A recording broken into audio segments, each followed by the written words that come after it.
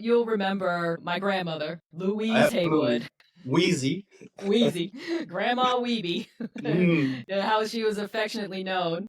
yeah. And I remember coming back to visit, and it was you, me, my mom, and my grandma. We were out to Hmm. dinner. It was early in my career, but I was, ascending through the ranks and, Hmm. achieving success and, starting to make some money and, doing all the right Yeah. things right. And the bill came, and my grandmother took the bill and Mhm. slid it across the table and put it in front of me. And she said, "Our part is done. It's now your turn." Every time I came home, I paid the bill.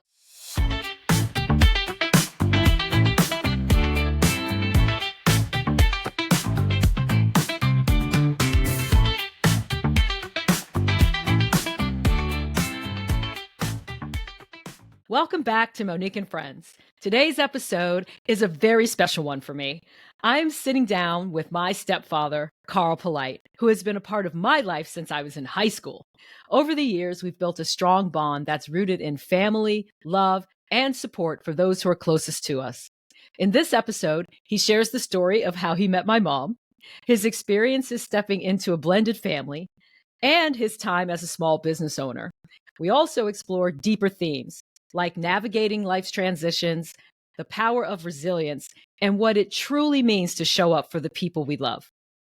And of course, we wrap up with another AMA, Ask Monique Anything, where I answer your questions. So grab a cup of coffee, settle in, and enjoy this conversation with Carl Polite. Let's get into it.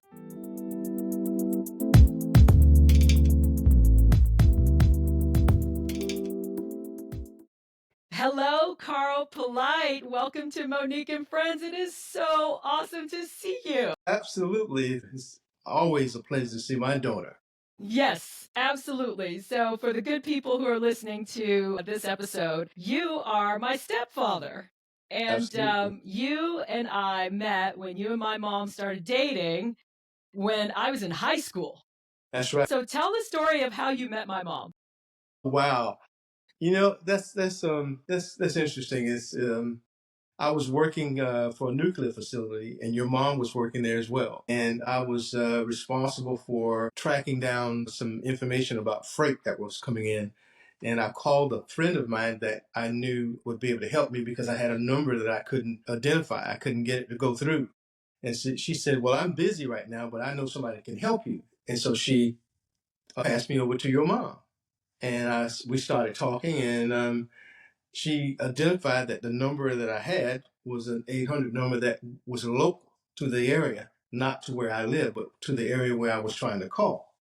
And after we got done talking, I thanked her for investigating it and hung up. Lo and behold, about 30 minutes later, I got a phone call, and the voice on the other side said these exact words. I will never forget them. "I don't know what it is, but it's something about your voice." And I said, "Excuse me?" She said, "I just spoke with you about 30 minutes ago. I'm Deborah that helped you with the 800." I said, "Okay, wow, okay, my voice, really?" You know, I was kind of blown away.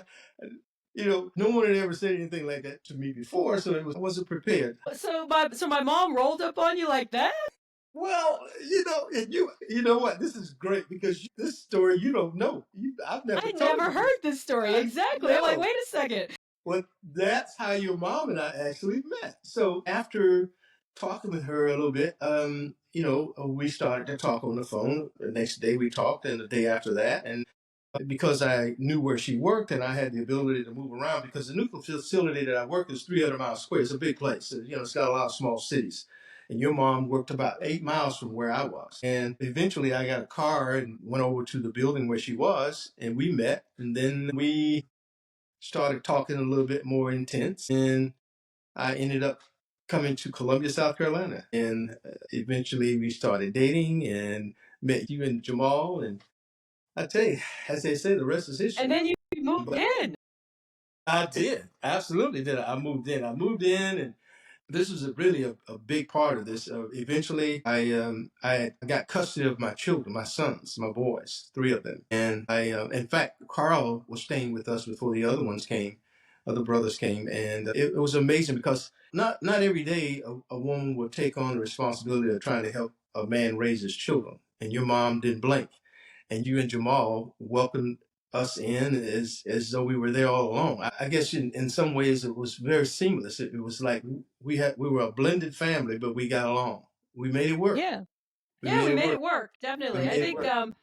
part of the dynamic that was interesting was how Jamal and I were quite a bit older than Yeah. your kids. One of my best memories that I have of that time was that I graduated from high school at the same time that you and my mom got married. That's right. Yeah. You know what? So That is yeah, it's like exactly within a right. week. Yeah, it was like Yeah, within a yeah, week of each other. yeah, Yeah, you guys had yeah, gotten married and I graduated from high school. yeah. I think about high school. I remember that car that your grandma gave you. That was it a Ford or what was that car? It was a 1977 Ford Granada, and it was Yeah, brown, it and was we brown. affectionately called it the brown cow. Yep, I remember that. I was looking through some photographs the other day, and I saw a photograph, and it made me think about you. You and I were on at the University of Maryland on the football field, Yes, and I remember that you photo. remember that photo, and you were hiking a football to be on the middle of the football field.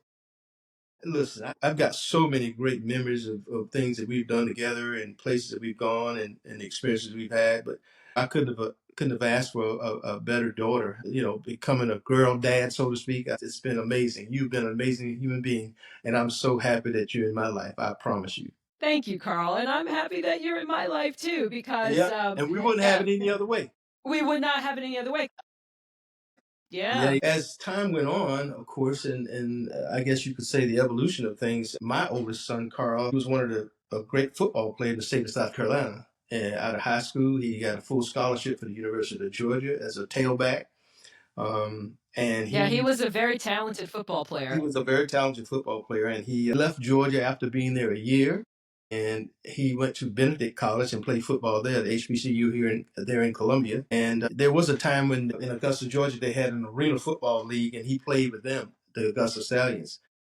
But then tragedy struck, and this is where we kind of flipped the page, so to speak. He was dating this young lady, and he got a phone call from a friend to ask him to give him a ride home. So he borrowed her car. He didn't have a car at the time, and he was taking this person to Augusta from North Augusta, South Carolina. And on his way back, he was driving, from what I could tell from the state troopers, at a high rate of speed, and he clipped the bumper of a car, and lost control.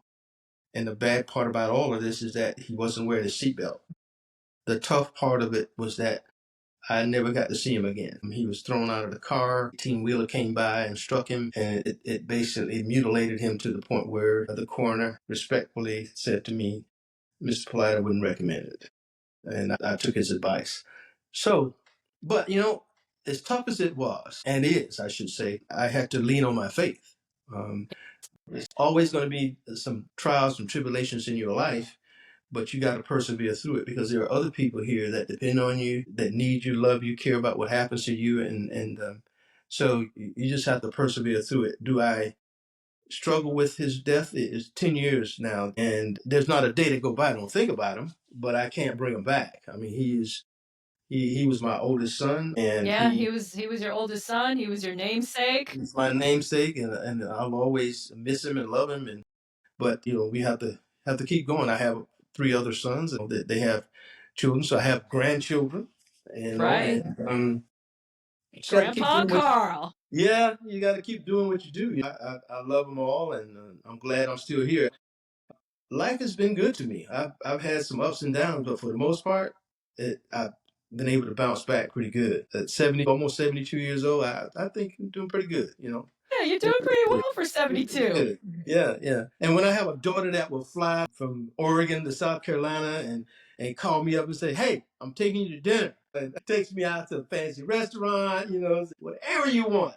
You can't. How can you beat that? You can't. How can you beat that? In fact, that reminds me of a story. You'll remember my grandmother, Louise Absolutely. Haywood, Wheezy. Wheezy, Grandma Weebie, Mm. how she was affectionately known. Yeah. And I remember coming back to visit, and it was you, me, my mom, and my grandma. We were out to Hmm. dinner. It was early in my career, but I was, ascending through the ranks and, you know, achieving success and, starting to make some money and, doing all of the right Yeah. things right. Yeah. And the bill came. And my grandmother took the bill. You remember this, Carl? Yeah. Grandma took the bill and slid it across the table and put it in front of me. And she said, "Our part is done. It's now your turn." And ever since then, every time I came home, I paid the bill. Hey, and I get it. Your grandmother was a very unique individual because she had a different way of doing things. So I want to share this quick story about her. First of all, when Deborah and I decided we were going to get married, I saw your grandmother at a party someplace. I can't remember exactly where this party was, but your grandmother wasn't shy about dancing. She wanted to dance. Got on the floor and she and I started dancing. And next thing you know, after we got done dancing, I said, "I need to talk to you." She said, "What do you want to talk to me about?" She was always she was short with us. Like, "What do you want to talk to me about?" I said, "I want to ask your daughter's hand to marriage." And she said, "Oh, yeah?" As she would always say. Yeah, That that was Grandma. "Oh, yeah?" The next thing she said was, "You got a job?" "Yes, ma'am, I do." She said, "Okay, well, y'all want to get married. I have no problem with it. Sure." Like that. The other story I want to tell you is that your grandmother had this unique sense of I don't know, concern about things, but she would not necessarily say it. And so she had a concern that you would not be able to get college, as in the financial side of that of college. And so she felt like you were going to have to, you know, she was going to have to pay money for you to go to college. And it's like, no, Deborah and I got this. We'll take care of it. So since she didn't have to pay anything, she was home one from New York, and she asked me to go to her house to pick up something, and I didn't have a truck. She said, "You need a truck." I said, "Yes, ma'am. I was thinking about buying a truck." So she said, "You go down to the place and get you a truck." And I said, "Oh, yeah, well, okay." I just brushed it off because I didn't think anything about the fact that she wanted me to buy a truck like that. So she got back in New York and she called and said, "Hey, you got the truck?" I said, "No, ma'am, I don't have a truck yet." It's like, so I'm looking at your mom. I said, "Deborah, your mother, I haven't budgeted for a truck. I'm not ready to buy a truck." Like, is she serious? Yeah, Of course she's she's like, serious. she's serious, but what I didn't know, she was asking me to go get the truck. She was gonna pay for it, and I had no idea. I had no idea that's what this was about. And so Deborah looked at me and said, "She wants you to go price the truck because she's gonna buy the truck." I said, "Really?" I hot-footed down to the Toyota place as fast as Let I me could get to get the there. Toyota dealership as fast Yeah, as possible now. absolutely. And I got down there and I told the guy, I said, "Yeah, hey, I need a truck. I want a pickup truck. And here's what I'm looking for, et cetera, et cetera." And I tried to be reasonable about it. So, and I said, "When you get the price for it, here's a telephone number. Call this number. My mother-in-law is going to pay for it." He said, "Really?" I said, "Yep." He said, "You're a lucky man." So he took the number and I sat in the waiting area for about 30, 45 minutes. And he came back and he said, "Here you go, Mr. Black." He dropped the keys in my hand. I said, "What's going on?" He said, "Truck is yours." I said, Paid in "Yeah." full. There's no Paid in note. full. Yeah, Right. yeah. Yeah, she paid for it. So that's just who she was. Yeah. She was Absolutely. generous. She was very, very generous. My grandmother was generous, yes, Very generous. Absolutely. but often But on unkind. her terms. On her Yes, terms. on her terms. On her Absolutely. terms. On Yep. her terms. I loved her. I thought she was fabulous.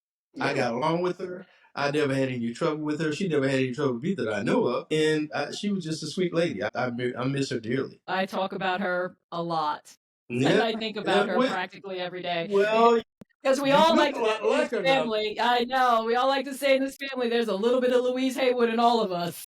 There are people that come into your life that certainly enhances your life. And certainly I can say she's one of those people as well as you. It's just made me a better person overall. The fact Right. that Think about what that truck actually enabled, right? I mean, absolutely. that was the first truck that you used when you started your landscaping business. The kids came home one day and said, "Dad, can we use a lawnmower?" And I said, "Sure." I'm watching TV. And about 30 minutes later, he come and said, "Dad, can you take us to go get some gas?" Took them to get gas, come back. 30 minutes later, they come back. "Can you come help us?" And I said, "Wait a minute, what are you guys doing?" And they said to me, well, we're cutting this lady's yard and it's pretty big. I said, so back then we had a push, not self-propel, push lawnmower, a blower and a weed eater and an attachment and stuff like that. And, and so I went around there with them and I saw what they were doing, and it was an acre. I said, how much are you charging? They said $25. I said, oh my God.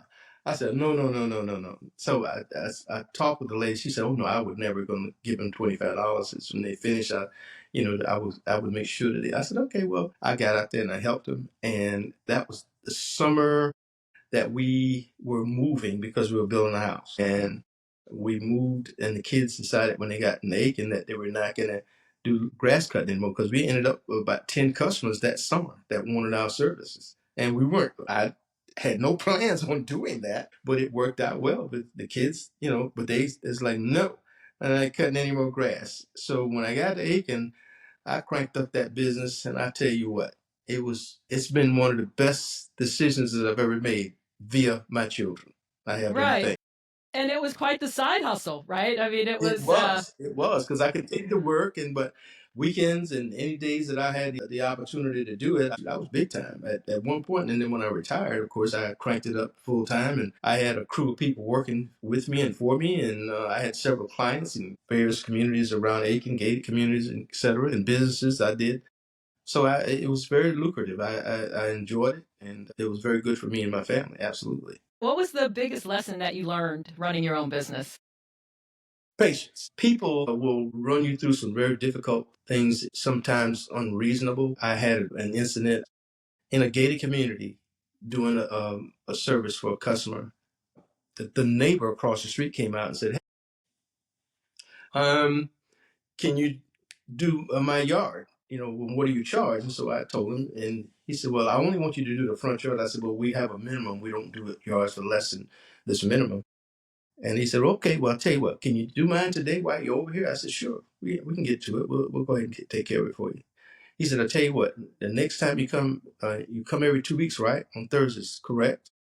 He said, well, when you're here, because my lawn tractor is broken, and I'll need you to do mine until I get it repaired. That's fine, no problem. We can do that. He said, here's how I'll pay you. When you cut it, I'll leave the money under the mat at the front door, and you can pick up your money. I said, okay, no problem. The first time I cut it, of course he paid me because he was there. The second time I cut it, I looked under the mat, the money wasn't there.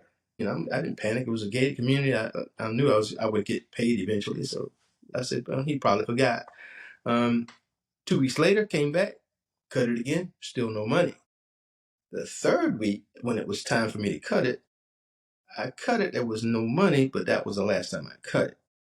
So it took me about 2 months to find this person, and I wasn't running them down, but I would go out there, and when I was in that area, and I would ask, ring the doorbell.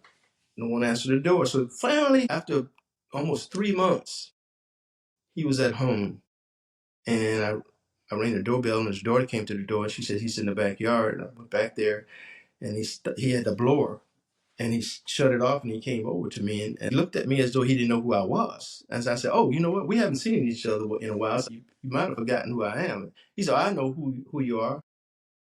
And before I say this, Monique, this is salty, so I want to make sure It's okay. It's okay. I want to make sure. So he said to me these exact words, God is my witness. He said, I want you to get your MF black ass off of my property pronto.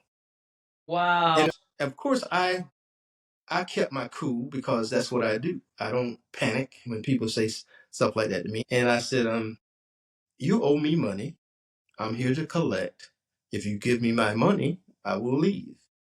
And he said it, the same exact thing again. I said, you can say all the nasty, dirty things to me you want to.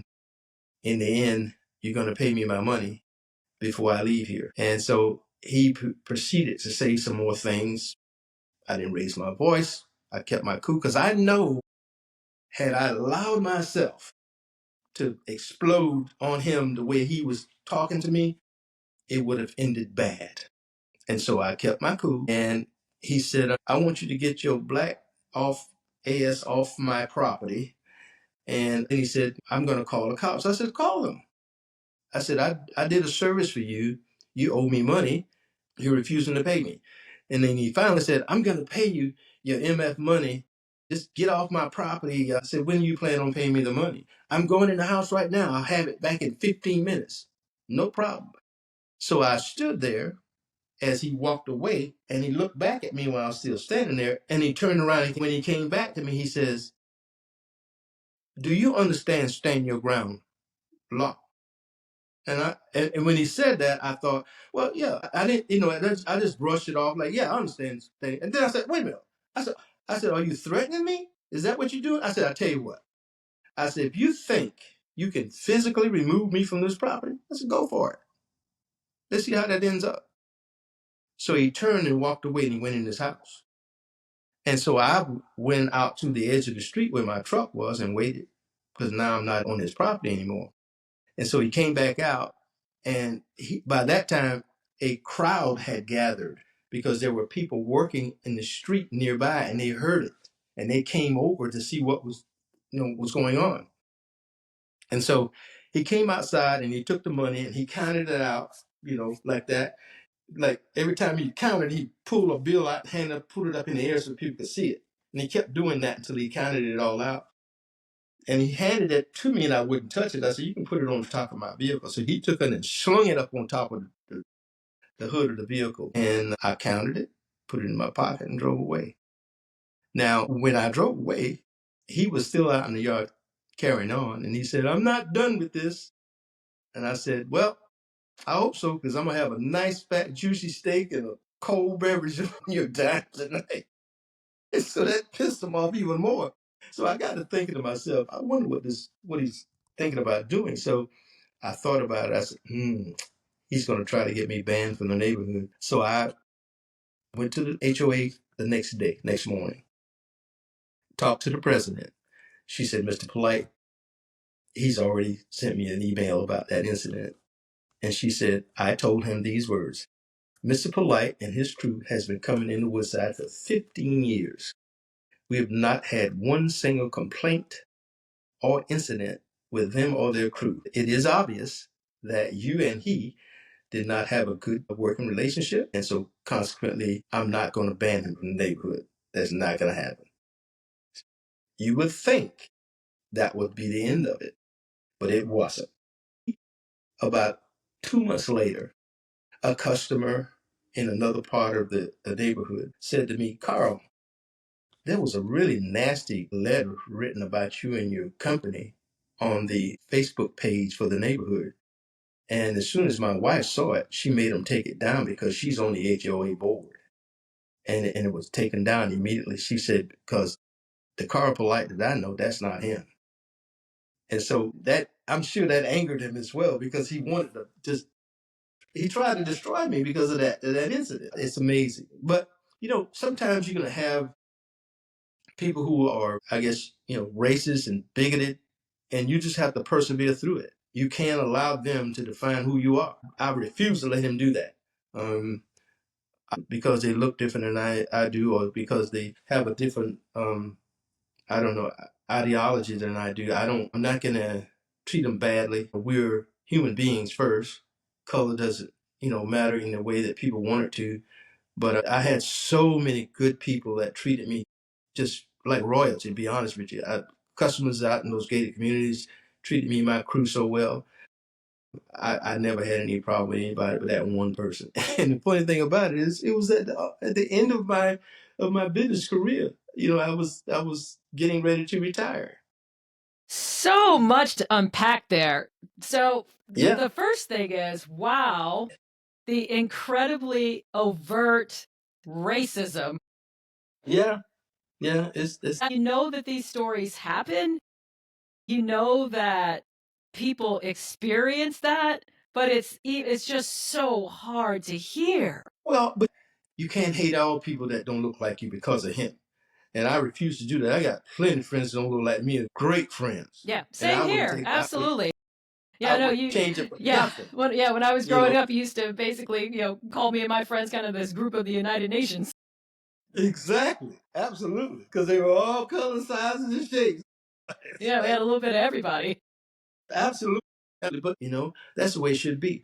So if you think about this, for me, to grow up in a small town in South Carolina where the Ku Klux Klan marched down the middle of the street in the middle of the day in my hometown. Despite all of that, my parents didn't raise me to hate people. My parents raised me to treat people with the same dignity and respect that I would want for myself. And for me, I've never changed that. I never will. I'm not going to do that. It served me well to treat people that way, and I will continue to do that. But are they bad people? Yeah, they're bad people in all races of people. But it doesn't mean that because you run across one or two here and there that treat you bad that you got to treat everybody the same way. That ain't. I don't subscribe to that. You treat people good as long as they treat you well. You're gonna be okay. Yeah, those are words to live by. That's for sure. It's amazing that you and I have just kind of evolved the way we have. But this is gonna crack you up. So Okay. get ready. I'm This is ready. gonna I crack am you up. ready for whatever it is you're about to tell me. Your wedding day. My wedding day. Yes, your wedding day. That is a memory that's etched in my head. I will never forget. I know. It's I hard will. to believe Tom and I have been married for 27 years almost. It's amazing. And to Tom's credit, I don't know whether he ever told you what I said to him. He did. He did. Yes, he did. You can share that story for our audience here because it's quite interesting because most people know that Tom is about 18 years older than me, which makes him contemporaries of you and my mom. We knew nothing about Tom. And there was a fear, or uncertainty there that at least in my head that I was concerned about. One, I didn't want you getting hurt.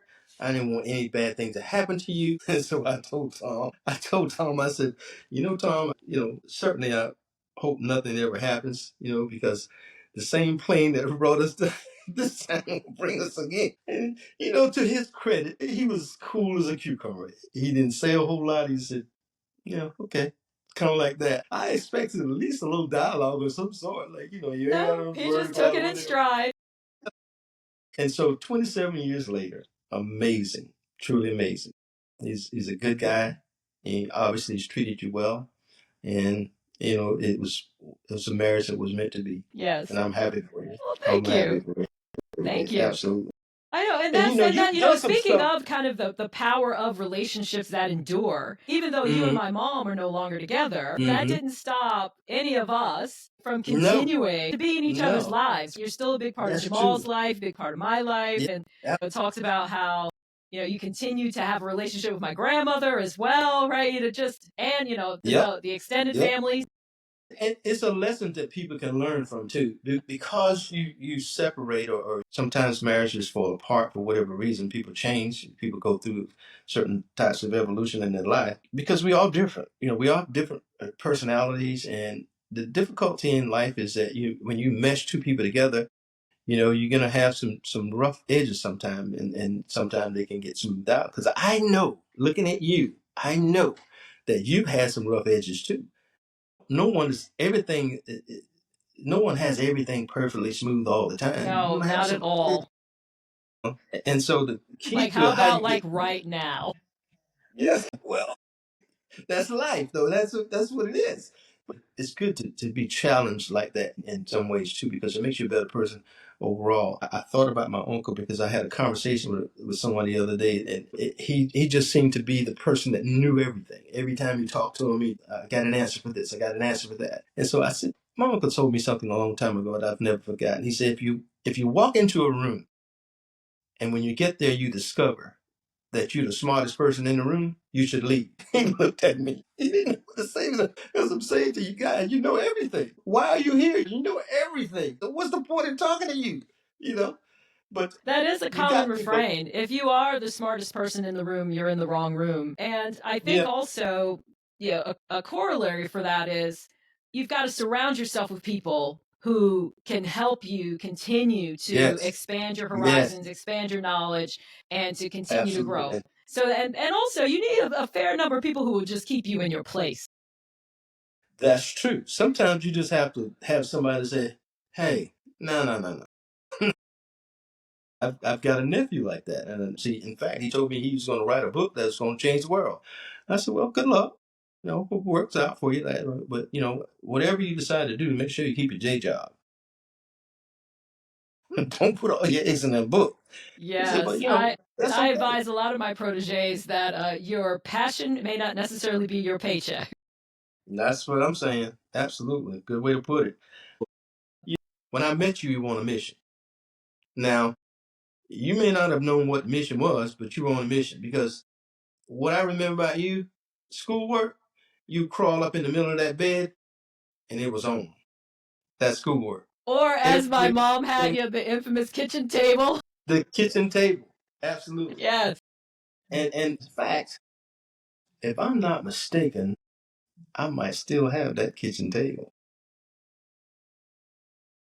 Yes, absolutely. Kitchen table was where everything, it was the center of the universe in our house. Absolutely. You had kitchen table conversations. You sat down there to do your homework. You ate there, because my mom was not the kind of mom who let you just eat anywhere in the house. Right? You had to sit down at the table, and that's super instructive, right? Because absolutely it gives you it gives you discipline, it gives you structure, it gives you that. In fact, it's so funny because even to this day, if I'm going to eat a meal, I generally sit down at the table. Yeah, a sense of belonging. You're a part of a core, and your mother was very, very good at that. And yeah, it's funny because your mom and I took on the baseball league in Colombia, and I became the baseball commissioner, and she became secretary treasurer. And when we got there, we discovered that this person that was in charge was stealing money. They would steal the money, and then they were working for the company that we were buying equipment from. So they would go to the place where they work, end up having a bill there, and then they would get material and sell it out the back of the trunk of their car to the coaches. And they were running the bill up there, but the league ended up having to pay. So we got in there, got rid of him.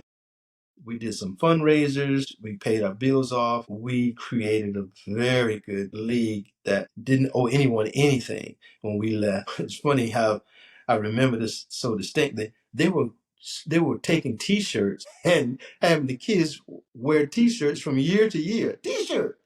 I've been in some of the poorest places in my life, and I've never seen anybody do that before. We put a stop to that immediately. We had a good time doing that. Your mom just got in there. Your mom used to bring hot dogs and stuff to the field after practice when we were in the tournaments. She would collect baseball uniforms at the field, take them to the laundromat, wash them, fold them up, and have them ready for our next tournament game. Your mom did that. I don't remember. I don't know of anybody that I know would have taken on that kind of responsibility. She was just phenomenal in that way. She wanted it to be She wanted successful. it to be successful, exactly. If my mom's going to be associated with something, there's no way it could be half stepping. None of that. No, absolutely. And my mom is so incredibly organized. I mean, that's where I get it from, right? I like for things to be in order. I still talk to your mom, Yes. and she always tells me she got tons of advice. She's doing. Wait a minute, why are you doing so and so and so and so? You remember we talked about this, and I told you don't do this and don't do that. She still does that to this day. Exactly. Oh, that recently. Yeah. Yeah. We keep in touch. Your mom and I, we're ships going in opposite directions, but we still are friends. But we will remain that way, no matter what. No matter what. Absolutely. Can always count on good old Carl Polite. Monique, I'll say this again. I'm so blessed that you have been a part of my life all these years. I know that God sent me your way and sent you in my way. I promise you, I believe that with all my heart. You're the biological daughter I never had. I'm so happy for you and your success and the things you've done because I know the hard work that you put in to get to where you are. It wasn't easy, and life is always a challenge no matter what you do. Yeah, and thank you for being such an incredible dad and such an incredible supporter. I mean, you stepped into the role and played it brilliantly. I've tried, give it my best at times. Maybe it didn't, but, I tried. And that's all you can do. Yeah. Give it I know. best. You even had to tell Tom a thing or two. That's hilarious. I think Tom took that as translate. Okay. Yeah, that's awesome. But So no, what is on the horizon for you as we wrap up our conversation here, Carl? Well, I retired and from a couple of different places, and I did 23 years in the military, and then I did retirement at the nuclear facility, and now I've just been promoted to a manager at Lowe's here where I live. At one time, you held the job at the Savannah River site plus the military reserve duty and the lawn care business. Yeah, That's right. You're not lazy. I did it all. At all. No, All's good for well me. that ends well. And Absolutely. on that note, Carl, I love you. I love you, Monique, and you know that. You know that. Absolutely. Always. Yes, Always. what a delightful discussion. I'm so happy that you came on to my podcast. It's been my pleasure. Absolutely, it's been my pleasure. I hope that I get to see you sometime soon. Maybe I'll be flying in your area and you don't know that.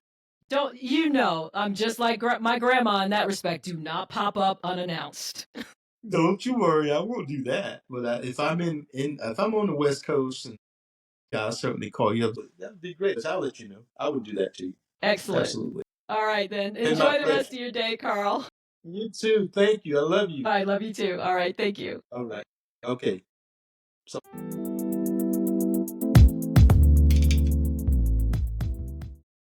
We are now at the point in the show for Ask Monique Anything, where I answer your questions.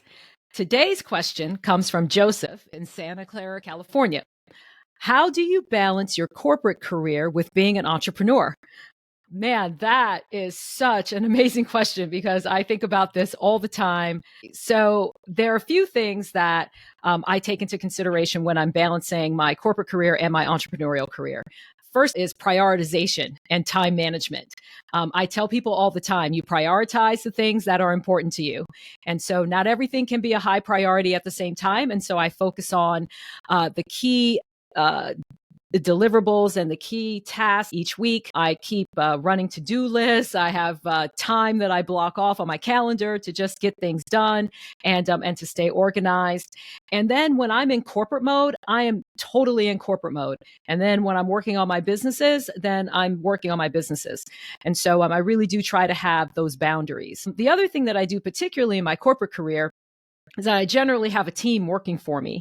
And I do try to empower my team to take on responsibilities that will free me up to continue to do the things that I do best. And then on the entrepreneurial side for that, I hire services and I also ensure that I have partners who are working with me who can pick up different responsibilities that help share the workload.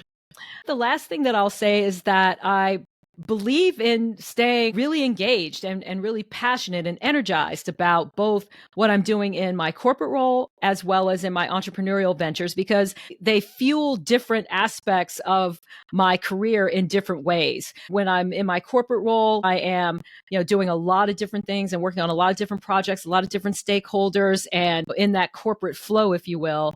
And then, for my businesses, it's an opportunity for me to pursue some creative passions and to take some risk and to really do something on kind of a smaller scale that I can really control directly and see the outcomes that are associated with that vision that I had for my business.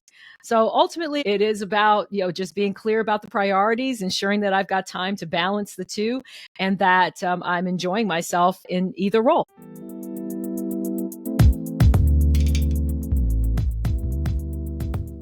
My stepdad, Carl, is such a fabulous storyteller. He definitely influenced me as I honed my own storytelling skills over the years. If you enjoyed today's episode, don't forget to follow Monique and Friends on your favorite podcast platform. Please send in your questions for the Ask Monique Anything segment, as I love hearing from you. Thanks again for tuning in, and until next time, take care and see you soon.